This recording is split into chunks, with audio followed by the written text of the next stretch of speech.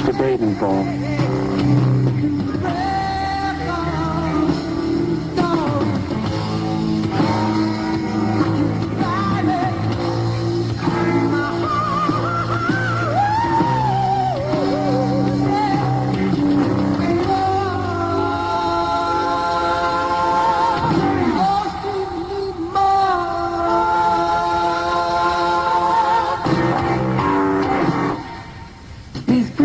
Unreleased tapes of the band Pieces are some of the first music Steve Perry ever recorded.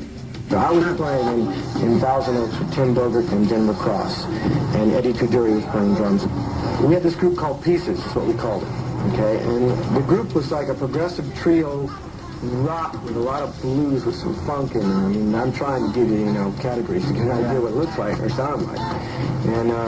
And I thought it was a great band, but at that particular time, this is about 5 years, 5 years ago, probably 5 years ago.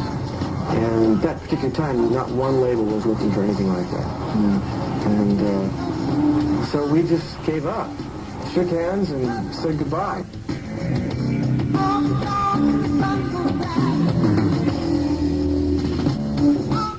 And to get to the point here, what happened was to find a drummer.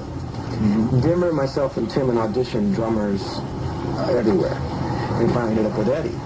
But in the process, we passed over so many drummers that were really incredible, but necessarily weren't for the type of musicians in the way we wanted to go, but they're really incredible. One of those was a gentleman by the name of Craig Kranz, who is an extraordinary drummer, who's on the entire Kim Carnes album, did the Betty Davis I single. Prior to that, I mean, he's got a list of hit singles from Hot Child in the City to, I mean, you could go on. And the guy's been on the charts more times than this band or anybody else has, So that guy and myself, after the Tim Bogert thing broke up, we got together. And picked up a guitarist that he knew of from a friend named Steve DeLacy. Got a bass player by the name of Richard Michaels, who was originally from Detroit, and we brought in keyboard players, various keyboard players to play parts. And that was Alien.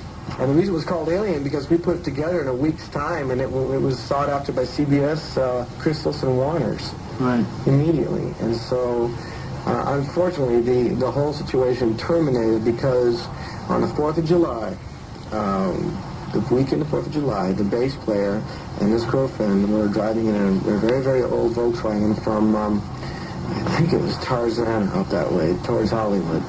And on the freeway, an accident happened, and he got thrown out and was killed. And she luckily survived.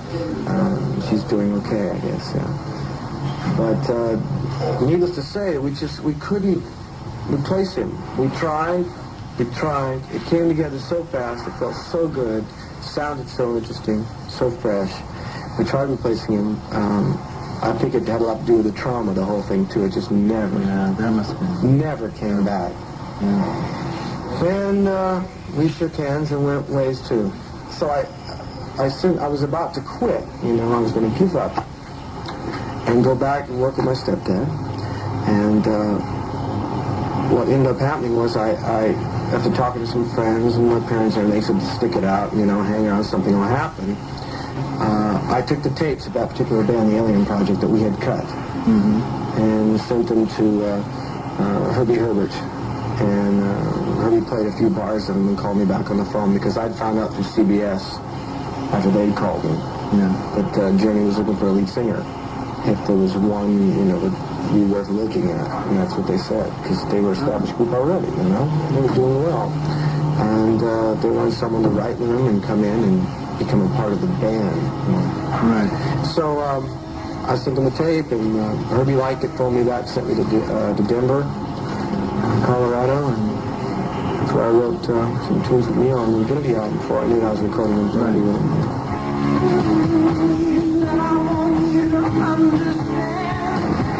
I'm not for someone new.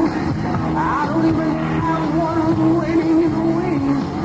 So I mean, it's not like we're through. Those Those first 15 seconds of Alien Project, recorded June 16, 1977, were all it took to convince Journey manager Herbie Herbert that Stephen Perry was destined to be the band's lead singer, even as they were breaking in another candidate, Robert Fleischman.